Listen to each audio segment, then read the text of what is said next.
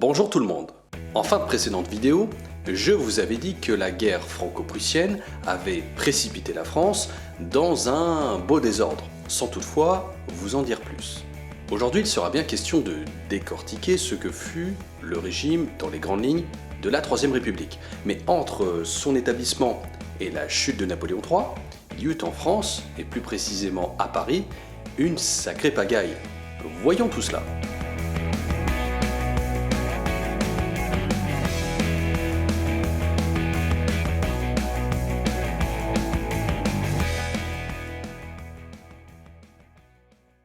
Revenons d'abord au conflit avec la Prusse. Le 3 septembre 1870, l'empereur est fait prisonnier par les forces ennemies.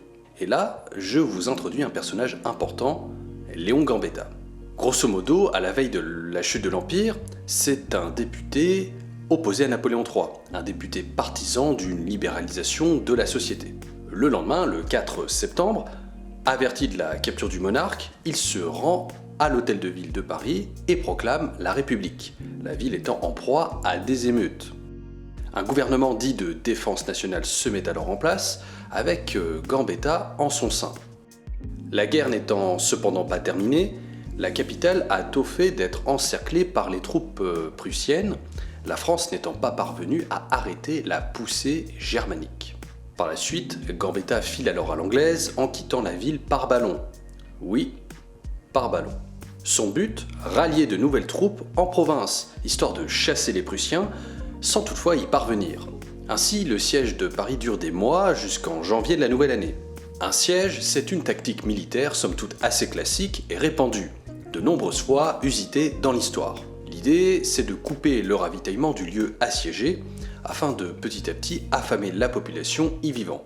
Celle-ci devient alors plus faible, plus réduite, peut même se soulever contre ses dirigeants. Bref, c'est une combine intéressante pour gagner, pour peu que cela soit durable.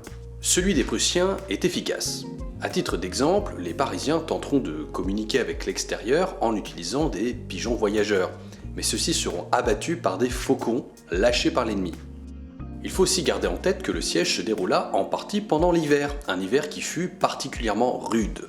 La population aisée ira jusqu'à manger des animaux du zoo, ceux-ci se retrouvant au menu de certains restaurants.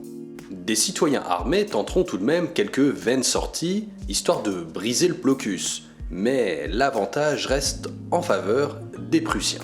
À tel point qu'ils se payent le luxe, le 18 janvier 1871, de proclamer la naissance de l'Empire allemand sur les ruines de l'Empire français, et ce dans la galerie des glaces du château de Versailles. Guillaume Ier devient Kaiser, c'est-à-dire empereur. C'est pourquoi à l'issue de la Première Guerre mondiale, les Français auront à cœur de signer le traité de Versailles dans ce même lieu, pour laver cet affront. La situation est critique à Paris. De ce fait, on discute ardemment en ville pour savoir quelle attitude adopter avec l'ennemi, surtout comment faire la paix. C'est une question bien sûr délicate qui divise la population et les élus, répartis entre républicains et monarchistes, sans compter des partisans de l'Empire. En février, le gouvernement de défense nationale convoque des élections législatives anticipées, qui conduisent à une poussée des royalistes favorables à la paix. Un armistice général, soit une suspension des hostilités, est ensuite signé le 15 février. Le jeune empire allemand s'enrichira d'un nouveau territoire, l'Alsace-Moselle, ou plus communément décrit comme l'Alsace-Lorraine. La perte de ce bout de France fera naître chez les Français un ferme esprit revanchard pendant des décennies. En mars, la nouvelle assemblée, gestionnaire de fortune du pays, autorise la parade des soldats ennemis sur les Champs-Élysées et accepte en outre de payer d'importants dédommagements aux Allemands. C'est ainsi qu'un sentiment de trahison et d'humiliation se superpose à la récente famine des Parisiens, qui estiment ne pas mériter cette situation insupportable. À l'approche du printemps, la ville est donc particulièrement à cran, sous haute tension.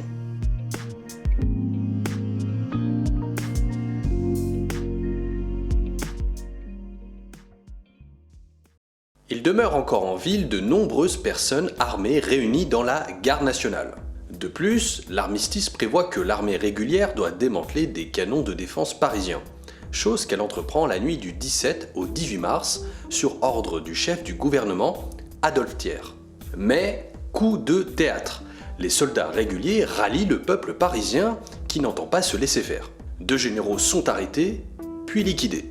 Ça craint tellement que le gouvernement embarque des troupes avec lui et fuit alors à Versailles, symbole monarchiste. Des heurts éclatent, une partie de la population se révolte. Le gouvernement ne contrôle dès lors plus la capitale, ce qui est, on peut le dire, assez fâcheux. Des élections sont ensuite organisées en ville et se déroulent le 26 mars. Ce mouvement politique qui naît prend le nom de Commune, en référence au nom que portait la municipalité de Paris sous la Révolution française. Ses partisans s'appellent les communards. La Commune est ainsi née. Ses élus sont issus de différentes catégories sociales et tendances politiques, notamment anarchistes, et portent un projet politique en faveur des droits sociaux, de la République, de la laïcité, de la gratuité des loyers, etc. Les communards réquisitionnent aussi les ateliers de production et se montrent méprisants envers les bourgeois qui ont tendance à fuir la ville. Ce qui est intéressant dans notre fil rouge institutionnel qui nous suit au gré des vidéos, c'est que là on a clairement un bout de France stratégique qui fait en quelque sorte sécession et qui s'érige en pouvoir autonome, alors même qu'il existe déjà un gouvernement démocratiquement élu en parallèle, celui réfugié à Versailles. Et pour lui, ce qui se passe à Paris est tout bonnement inadmissible. Et ironiquement, les Parisiens vont une fois encore subir un siège, cette fois-ci de leurs propres compatriotes, et ce avec la bénédiction des Allemands, qui ne trouvent rien à y redire. Le 21 mai, et ce jusqu'au 28 mai, l'armée française prend d'assaut la ville et mate dans le sang ce mouvement insurrectionnel, qui verse désormais dans une guerre civile à l'échelle locale. Massacres, incendies de monuments, notamment le palais des Tuileries, symbole impérial, bref, le chaos est en ville. C'est ce que l'on appelle la semaine sanglante. Au final, la Commune, expérience politique inédite, aura duré environ 2 mois. Mais vous avez bien lu le titre de la vidéo, alors sans plus attendre, parlons de la suite des événements.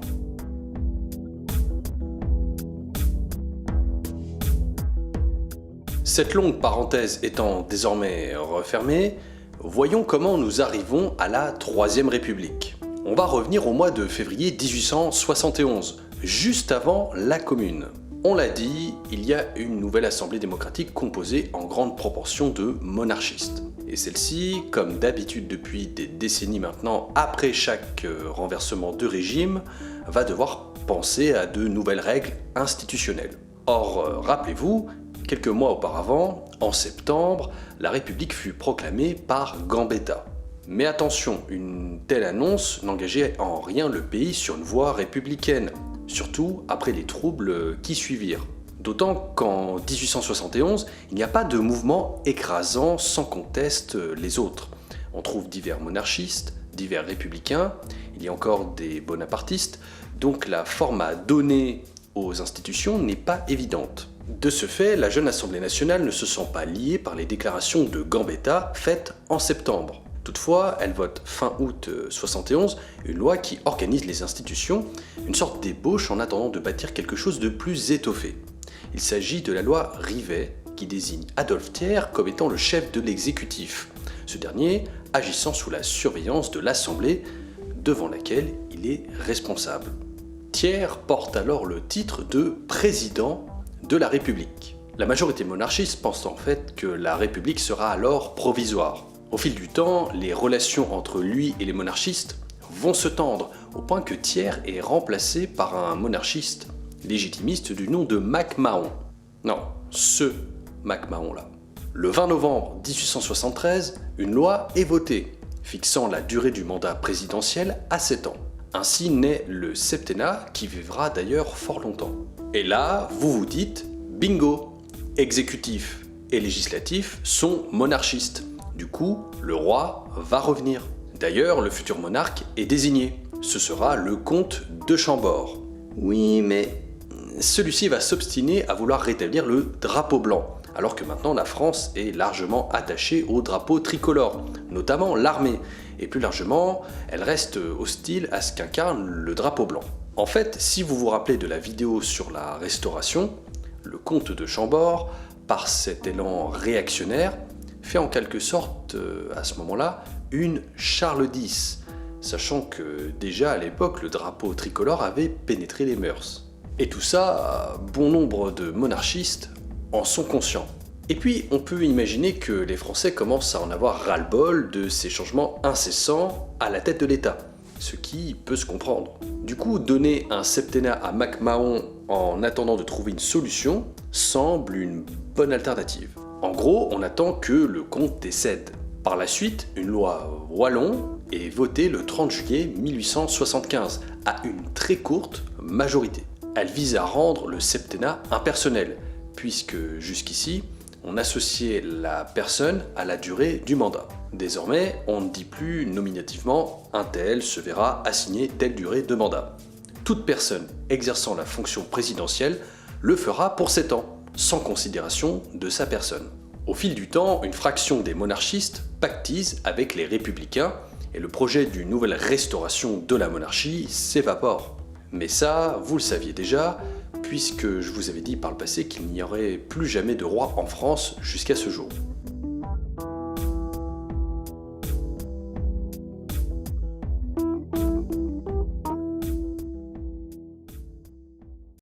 Voyons maintenant quelles sont les institutions du régime.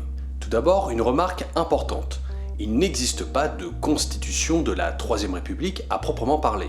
En fait, ce sont 3 lois constitutionnelles qui vont être votées en 1875. Au sein des règles juridiques, elles possèdent la même prééminence que la Constitution. Et c'est leur regroupement qui constitue de manière informelle la Constitution. Donc, point de texte unique comme jadis, mais un ensemble de lois distinctes, de même rang, qui figurent bien au sommet de la hiérarchie des normes. À ce propos, j'y ai consacré une brève de droit, alors n'hésitez pas à aller la visionner après cette vidéo. Chaque loi constitutionnelle se voit assigner une fonction. Une loi organise le Sénat, une autre les pouvoirs publics, et une dernière régit les rapports entre ces mêmes pouvoirs publics. Abordons tout de suite le pouvoir législatif. Le Parlement est bicaméral, se composant d'une chambre basse, la Chambre des députés, et une chambre haute, le Sénat. Les députés sont élus au suffrage universel masculin direct, pour un mandat de 4 ans. Quant au Sénat, les électeurs le mettent en place par suffrage universel, cette fois-ci indirect. Donc à nouveau, on vote pour des gens, ici les élus locaux, qui votent pour élire les sénateurs, ceux-ci étant installés pour un mandat de 9 ans. La chambre haute est renouvelée par tiers tous les 3 ans, en précisant qu'environ un quart des sénateurs est désigné à vie par leurs collègues de la Chambre des députés. L'idée, c'est d'instaurer une concurrence entre les chambres du Parlement, histoire de prévenir une prépondérance de l'une d'entre elles. Elles partagent des prérogatives comme la confection de la loi, le contrôle du gouvernement, ou encore la possibilité de réviser les règles constitutionnelles. Au niveau du pouvoir exécutif, le président de la République est le premier élément de celui-ci. Il est élu pour 7 ans, à la majorité des suffrages exprimés par le Sénat et la Chambre des députés, le tout réuni en Assemblée nationale. Donc l'Assemblée nationale, c'est le Parlement dans sa globalité, c'est-à-dire le regroupement des 2 chambres. Le président est indéfiniment rééligible et possède pas mal de prérogatives comme le droit de grâce, la promulgation et l'exécution de la loi, la nomination aux hautes fonctions. Il partage avec le Parlement l'initiative de proposer des lois et peut dissoudre la Chambre des députés sous réserve que cela ait été autorisé par le Sénat. Donc ce dernier joue le rôle d'arbitre en cas de litige entre Chambre des députés et Président de la République et apparaît ainsi comme une institution de premier ordre. Le chef de l'État est entouré de ministres et doit faire signer chacun de ses actes par l'un d'entre eux. On appelle cela le contre-seing. Donc il doit bien s'entendre avec son cabinet, sous peine d'être entravé dans son action. L'intérêt d'un tel mécanisme, c'est que seul le gouvernement est responsable. Seul lui répond de ses actes devant le Parlement, ce dernier pouvant destituer le cabinet, le gouvernement, au sein duquel la responsabilité des ministres est collectivement partagée. Le président de la République, lui, est responsable, sauf en cas de haute trahison. Et si celle-ci devait se produire, il serait traduit devant une cour de justice composée par les sénateurs. Comme par le passé, le gouvernement possède à sa tête un président du Conseil qui se révélera être en pratique le véritable chef de l'exécutif.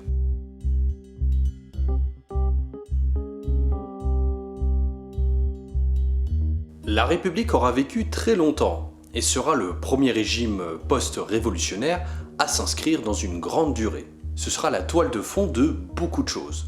Je vais donc, de manière non exhaustive, vous citer quelques-uns de ses accomplissements les plus notables. C'est par exemple la liberté de réunion. C'est aussi la liberté de la presse, la liberté syndicale, la liberté d'association avec la loi de 1901. Citons aussi la loi de 1905 sur la séparation de l'Église et de l'État, avec la mise en place de la laïcité. C'est également l'école laïque, gratuite et obligatoire, les lois sociales du Front populaire en 1936, comme la semaine de 40 heures et les congés payés. C'est enfin la fixation de notre fête nationale au 14 juillet, ainsi que l'adoption de la Marseillaise. La Troisième République, c'est aussi la colonisation et bien sûr la Première Guerre mondiale. Bref, beaucoup de choses, bonnes ou mauvaises. Mais ce régime sera marqué par des mots récurrents et sévères qui la conduiront à sa perte, ce que l'on va tout de suite découvrir.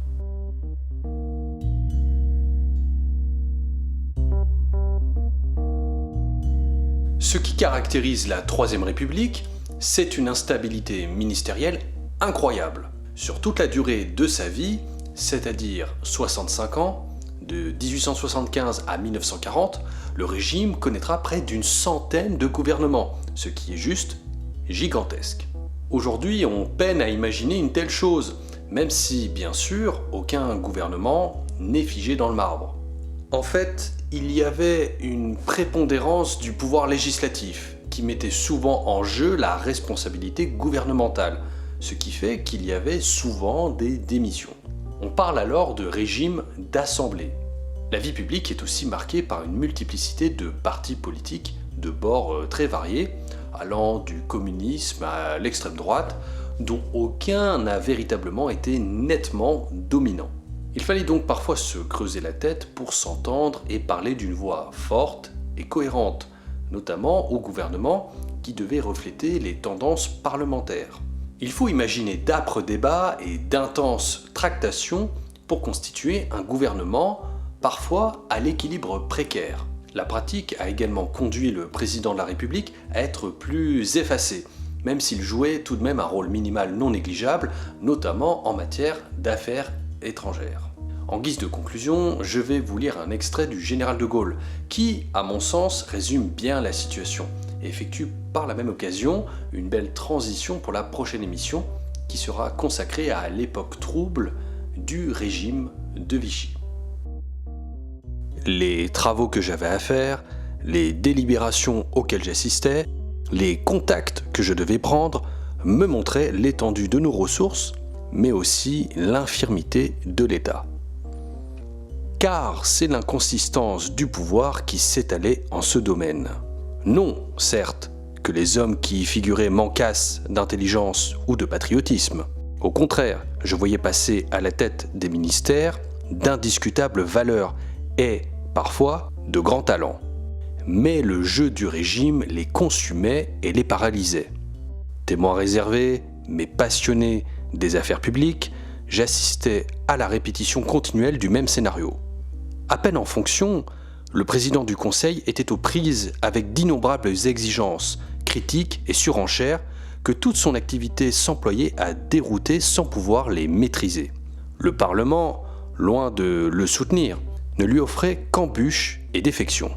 Ses ministres étaient ses rivaux.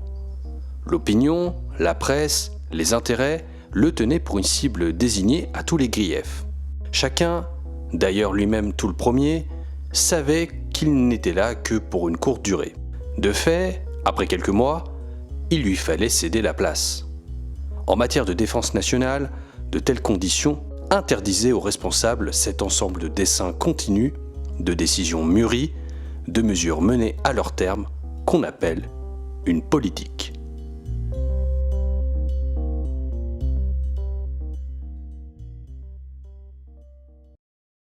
Cet épisode est désormais terminé, j'espère qu'il vous aura plu. C'est déjà le 10e de cette série de vidéos et nous approchons doucement de la fin. J'en profite pour vous remercier pour les divers soutiens et bons retours que j'ai reçus jusqu'ici et qui m'encouragent. Je suis très content de vous apporter quelque chose de positif et d'utile, alors j'espère que l'on va poursuivre sur cette bonne dynamique. Et si vous venez de monter à bord, évidemment, n'hésitez pas à vous abonner à la chaîne pour rejoindre l'aventure. Au menu, la prochaine fois, le très controversé régime de Vichy. En attendant, prenez soin de vous et à bientôt.